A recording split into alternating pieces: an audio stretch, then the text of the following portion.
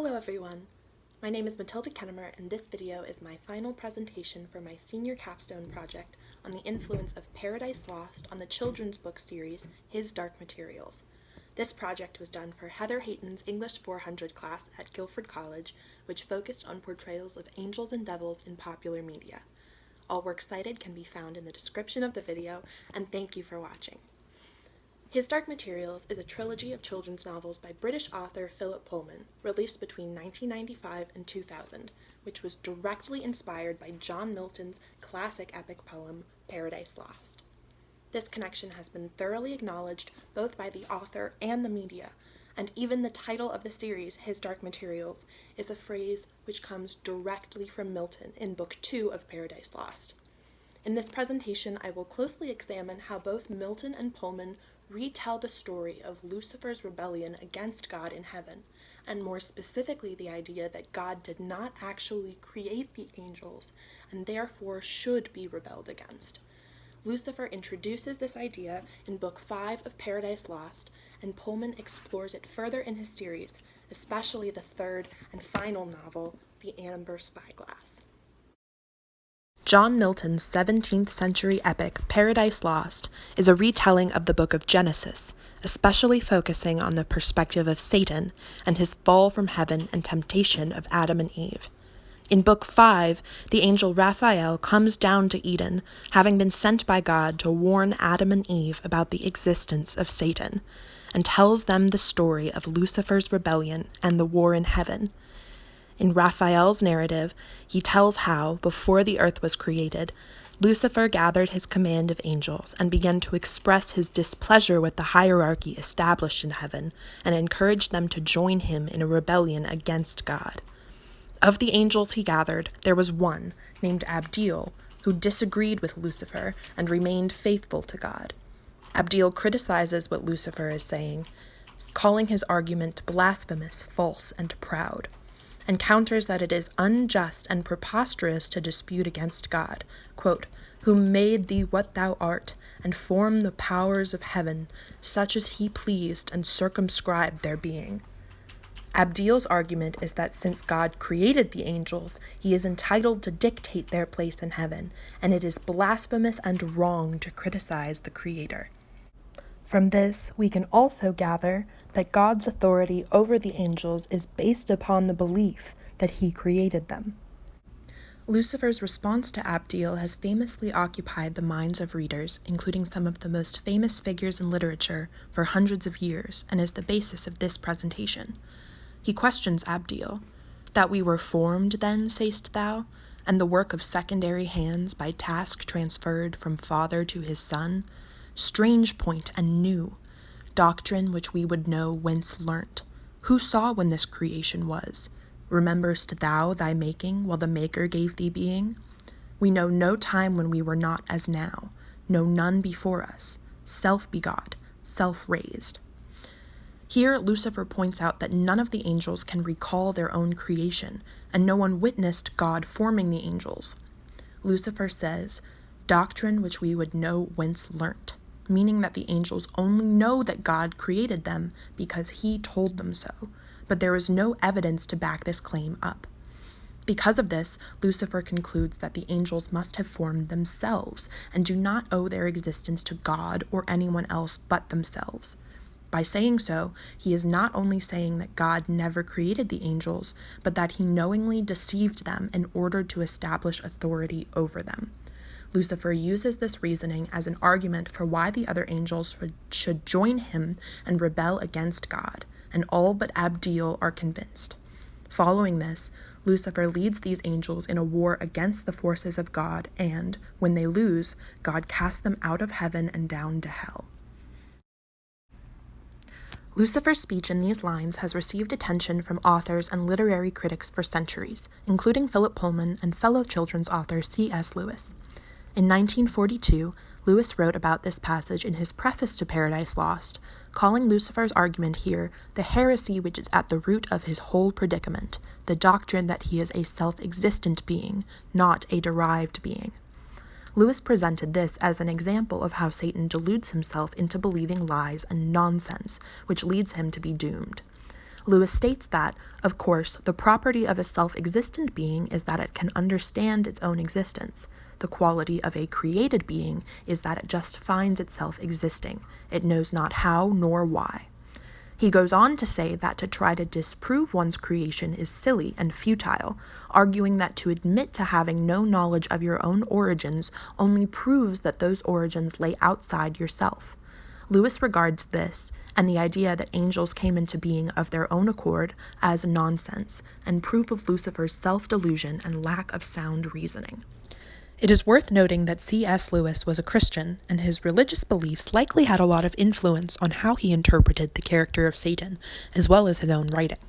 Philip Pullman, on the other hand, describes himself as agnostic, even going so far as to say that if there is a God and he is as the Christians describe him, then he deserves to be put down and rebelled against. Pullman was just 16 years old when he first read Paradise Lost, and he found it intensely enthralling, and was especially intrigued by the character of Satan and themes of rebellion, which would come to inspire his own writing. It is unsurprising that Pullman was drawn to the figure of Satan, as Milton's portrayal has long been seen as undeniably alluring. The iconic poet William Blake famously wrote about Milton's Paradise Lost in his 1906 book, The Marriage of Heaven and Hell, as Pullman comments on in an interview with The Telegraph in 2002. Quote, "Blake said Milton was a true poet and of the devil's party without knowing it. I am of the devil's party and know it."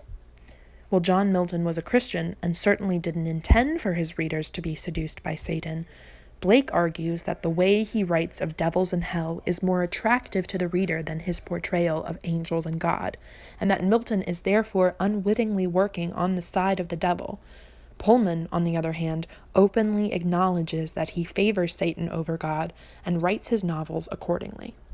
The story of his Dark Materials takes place in multiple parallel universes, including our own, through which some characters have the ability to travel.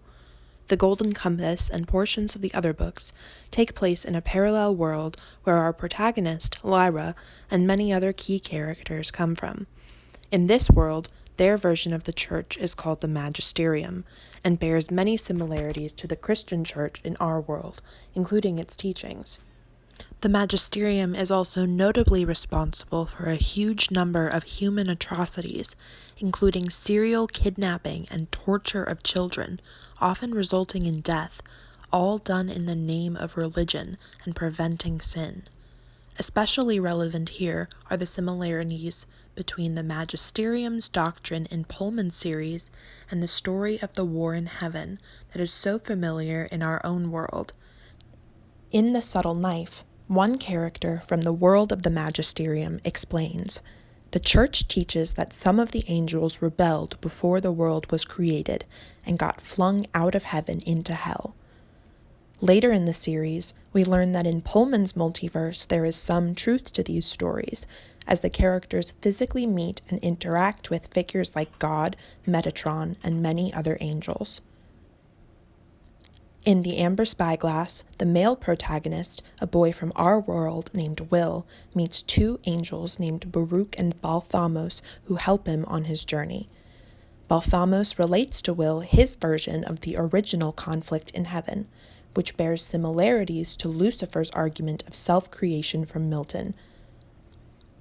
The authority, God, the Creator, the Almighty, those were all names he gave himself. He was never the Creator. He was an angel like ourselves. The first angel, true, the most powerful, but he was formed of dust as we are. The first angels condensed out of dust, and the authority was the first of all. He told those who came after him that he had created them, but it was a lie. One of those who came later was wiser than he was, and she found out the truth, so he banished her. We serve her still.